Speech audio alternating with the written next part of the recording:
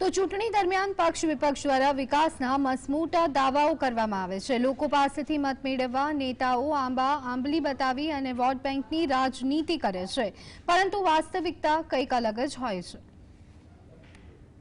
જૂનાગઢ જિલ્લાના માંગરોળ તાલુકામાં ભાથરોટ, ઘેડ સહિત અનેકો છેવાડાના ગામો આવેલા છે, જ્યાં હાલ પણ કોઈ સુવિધાઓ જોવા મળતી નથી। એટલે કે પાયાની સુવિધાઓ વગર જ સ્થાનિકો છેલ્લા 75 વર્ષથી ગુજરાન ચલાવી રહ્યા છે।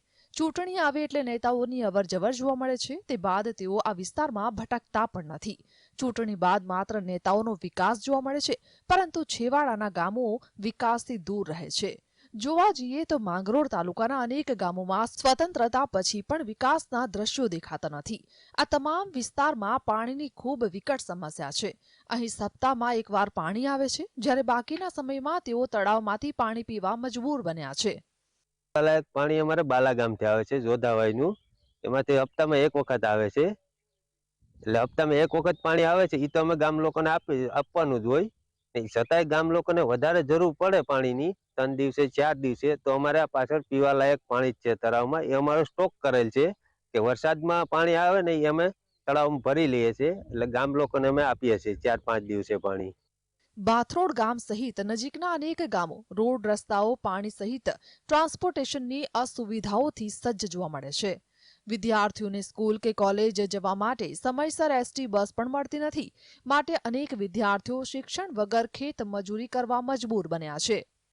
અમારા છોકરા ભણવામાં હોશિયાર છે અને ભણે છે કાયમી માટે, મજૂરીના મા બાપ કરે પણ ભણાવે છે, પણ એને એસટી મળતી નથી, ભણવામાં નથી મળતી અને પરીક્ષા ટાણે તો હાવ નથી મળતી। વધુમાં વાત કરીએ તો અહીં આંગણવાડી ઓરડાઓ પણ જર્જરિત હાલતમાં છે।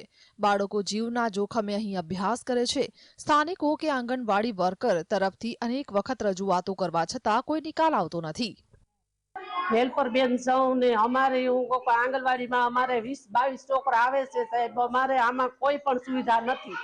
અમારે બારી બારણા ખુલતા નથી, અમારે આંગણવાડીમાં પાણી સોમાં આમો ભરાય, અમારે 4 મહિના આંગણવાડીમાં અમે થોડીક જગ્યામાં અમે બેન હેલ્પર બેન વર્કર બેન બે કોઈ છોકરા અમને બાળકોને મેળવા નથી આવતા।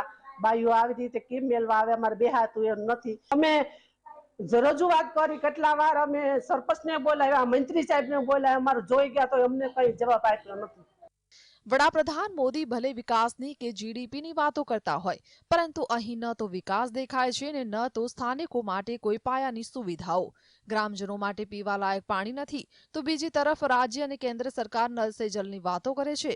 વિદ્યાર્થીઓને અભ્યાસમાં અપડાઉન કરવા ટ્રાન્સપોર્ટેશનની કોઈ સુવિધા નથી। આરોગ્ય વ્યવસ્થા કથળી રહી છે, છતાં પ્રશાસન તરફથી કોઈ પણ પ્રકારની સુવિધાઓ આપવામાં આવતી નથી, પરંતુ ચૂંટણી નજીક આવતા નેતાઓ દ્વારા મોટા મોટા સપના દેખાડી મત મેળવવા અભિયાનો શરૂ કરવામાં આવ્યા છે।